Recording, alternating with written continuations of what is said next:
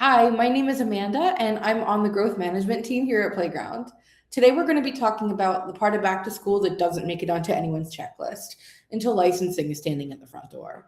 I'm going to walk you through the three things you can do right now to get your compliance and records in order before fall enrollment ramps up, and then show you exactly how to manage it all inside Playground. By the end of this, you'll have a clear picture of what your record keeping system should look like in Playground before the back to school rush hits. So we're back with Happy Hands Preschool. They just got their enrollment flow cleaned up in episode 1, and now families are starting to come through. But the director just got a notice that the annual licensing review is coming up in August, and that's right in the middle of everything when enrollment's peaking. So right now, her child files are split between 2 binders, a shared drive that nobody fully trusts. Staff certifications are tracked in a spreadsheet that may or may not be current. Incident reports from last spring are somewhere in an email thread, and the fire drill log is a printout in the director's office that she hopes is complete.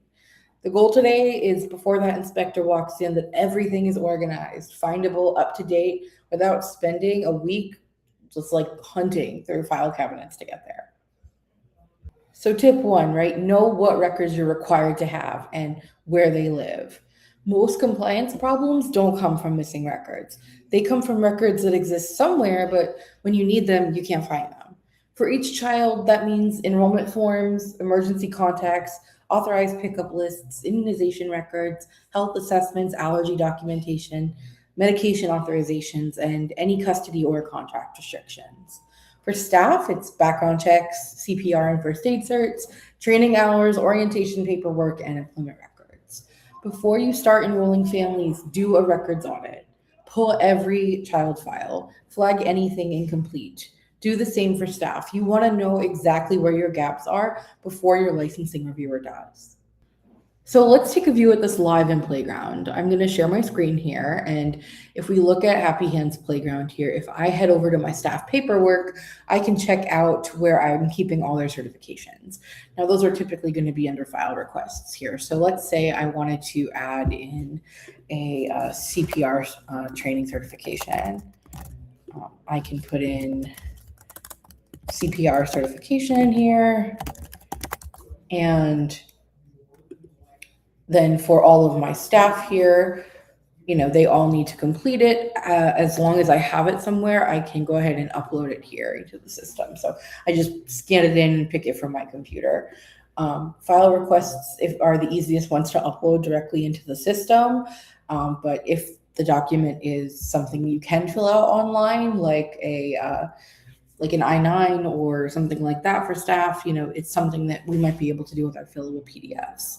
If you look at your overview, you could see every employee here, all the paperwork they have assigned, and how much is completed here. If anything is set to expire, you can check out all the expiration dates and everything on here too. This is not just for staff, for students as well. You can see all of the forms, fillable PDFs, file requests you have in place here, and you could see for every student who's been assigned what and the status of its completion. So tip number 2, build the habit of reviewing your compliance records now before the inspection window opens. Licensing reviewers are looking at the same thing every time: attendance logs, fire drill records, incident reports, medication logs, and whether your documentation matches what you told them your program looks like. These records are not hard to maintain, but they are easy to let slide when you're busy. So start now in the summer. Pull your attendance records for the last 60 days. Make sure your fire drill log reflects every drill you ran. Review your incident reports. Are they fully completed, signed, and filed? Check your medication logs. If you have gaps, this is the time to address them before August. So let's take a look at how Playground handles all these operational logs that licensing cares about. I'm going to head back over to Playground and take a look at some reporting. Let's start with an attendance report. I really like the daily attendance report for this.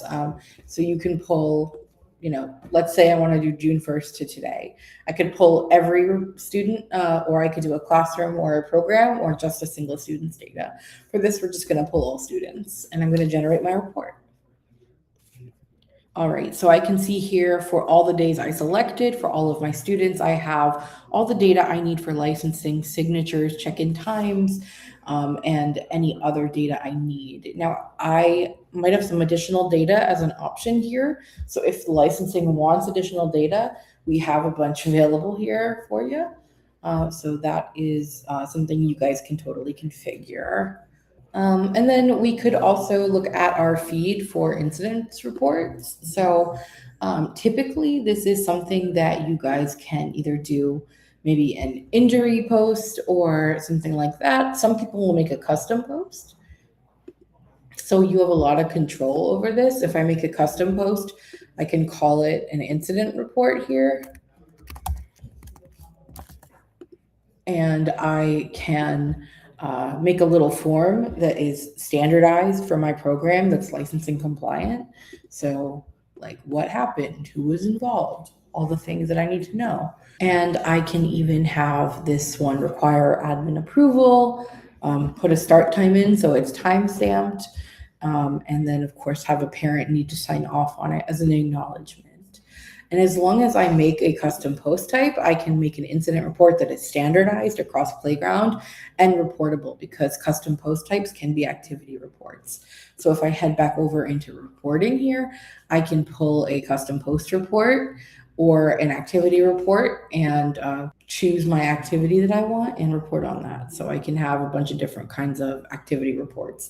Depending on your licensing, injury report might also work, but a lot of people prefer custom posts just so they have the control they need.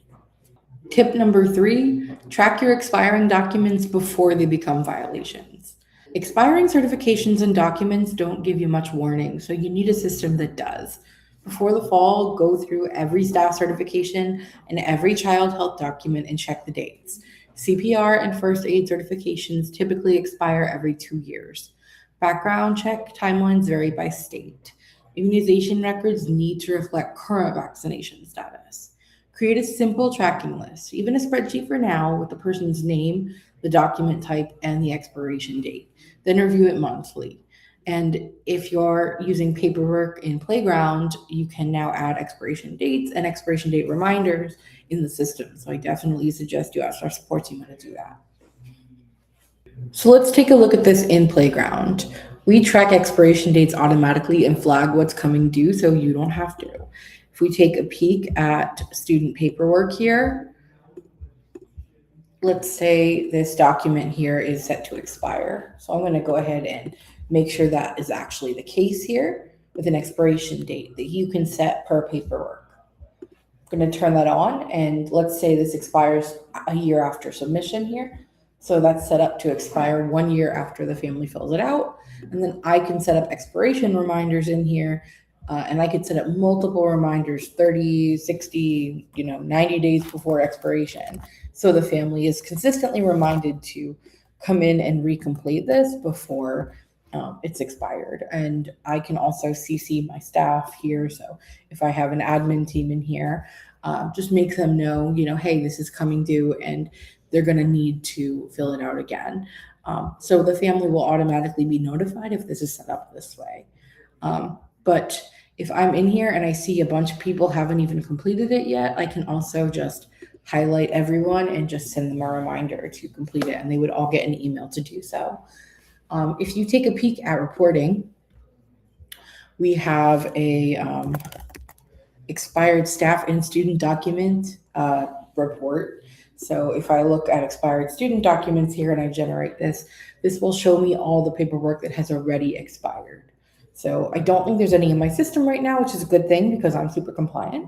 But for staff and students here, you're going to want to make sure if there's anything expired in the system, at least you can pull a report and figure it out before licensing does.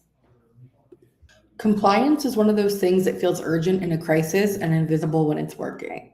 Getting your records organized now before fall enrollment hits means your licensing review doesn't have to be stressful. If you want to see how Playground works for your specific program, we'd love to walk you through it. Scan the QR code and head to the link below to book a demo. Thanks for being here. We'll see you in episode 3.